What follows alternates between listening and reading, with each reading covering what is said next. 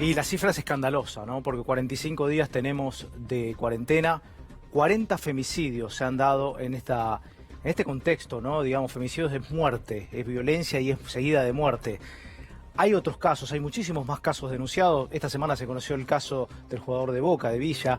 Pero claro, desde mayo del año pasado se había presentado un proyecto en el Congreso para que se declare la emergencia en lo que tiene que ver con la violencia de género, para que los estados puedan tomar diferentes definiciones sin pasar por un tema burocrático. Hoy, desde la Ciudad de Buenos Aires, una legisladora del Frente de Todos está también impulsando para que se haga a nivel local. Es muy preocupante la situación que está ocurriendo porque, a ver, no están denunciando que no se atienden los teléfonos de control, y esto es muy peligroso, porque más allá de que tienen permitida la salida, que tienen la salida las mujeres que son agredidas, tienen la posibilidad de salir y recurrir. Obviamente, imagínense en este contexto. Es la situación muy complicada y es un poco lo que está pasando. Obviamente esto profundiza una situación que es alarmante desde hace muchísimo tiempo. Dora Barrancos está en comunicación con nosotros. Dora, buenas noches, ¿cómo estás? Bien, ¿qué tal? Gracias por atendernos, y hice una introducción de algo que es realmente preocupante. Sí, es catastrófico, ¿no? Una situación, confinamiento, pero no confinamiento para estos agresores letales, ¿no? Que, en fin, la verdad es que lo que sí se nota es un incremento de la violencia en general, incremento que estaba, a ver, ¿cómo decirlo de manera muy responsable? Cuando se tomó esta enérgica medida que es de tanta importancia, toda esta restricción, el confinamiento, el aislamiento y demás, estaba la hipótesis, claro. De modo que se tomaron algunos recaudos, como por ejemplo abastecer mejor la línea 144 que tiene llegada nacional, se han puesto 3 líneas de WhatsApp y demás. Me preocupa eso que dijiste, que habría alguna preocupación en el sentido de que no está funcionando la línea, porque esto en fin, me desconcierta, porque hasta este momento sabemos que hay una hiperactividad de la línea, es decir, que la línea tiene una tensión sin solución de continuidad.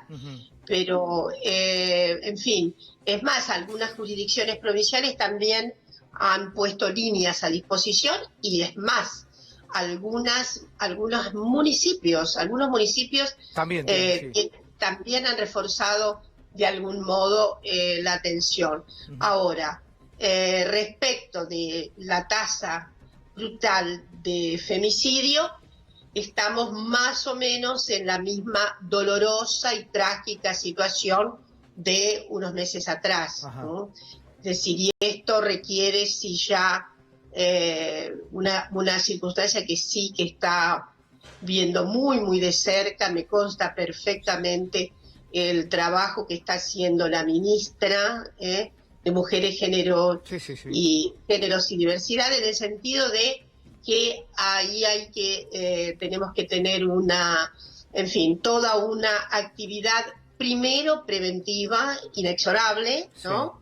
De que entre las políticas urgentes que se vienen son medidas de prevención, algunas son, digamos que no son inmediatas, es decir, su alcance no es inmediata, pero es inexorable, y hay otras circunstancias, digo, algunas otras medidas que se pueden llegar a tomar, porque hay que pensar que alrededor del 20% de las víctimas letales habían hecho la denuncia.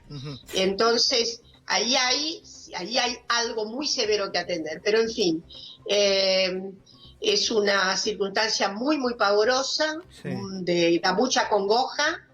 Cada víctima letal, cada femicidio es una situación que agrava absolutamente las condiciones de posibilidad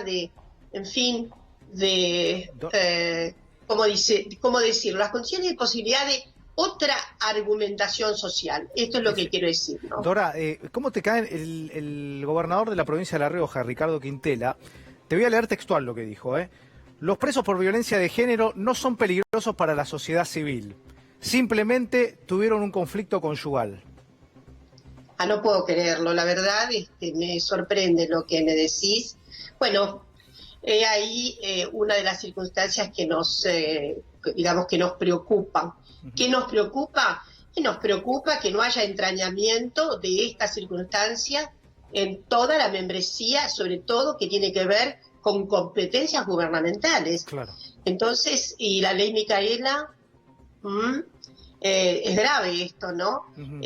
Yo creo que justamente dos cuestiones que me gustaría, o por lo menos una primero. Sí. Estamos frente a una situación muy crítica de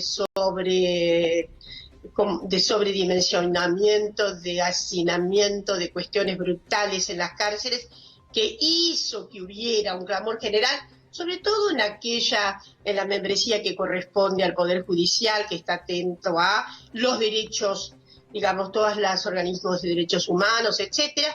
Bueno, hubo un desvío extraordinario, como ustedes saben, con relación a una especie de damnificación general que procedería de esta falsa noticia de que había un plan liberador de presos. Sí.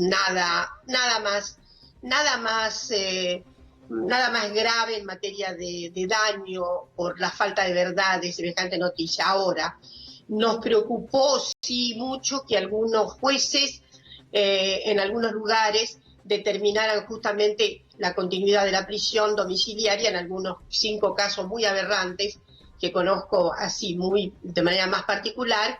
Y bueno, ahí debemos también sospechar que se trataba de violadores. Claro. En general todos estos casos han sido violadores que nadie está en libertad, desde luego, pero están en prisión domiciliaria, en algunos casos de manera que agravan muchísimo la circunstancia de la víctima. Hay un caso en Junín de los Andes, por ejemplo, en donde la víctima vive a 12 cuadras, ¿no? Sí, entonces eso nos preocupó muchísimo y creo que ahí, lo digo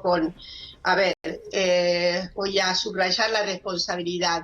Creo que ahí hay justamente una interpretación patriarcal, lo voy a decir. O sea, hay una gran parte todavía de la justicia que tiene un compromiso patriarcal. No sé,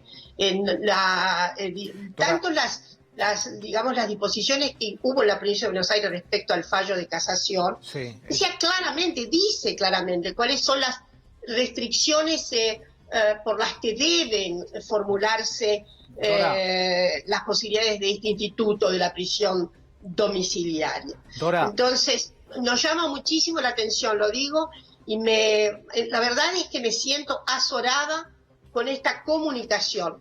Entre los más graves delitos en nuestra sociedad son los delitos contra la integridad sexual de las personas, son los delitos de violación y de abuso. Dora, gracias por estos minutos. Tenemos que entregar y te agradecemos mucho por esta comunicación. Te mandamos un beso.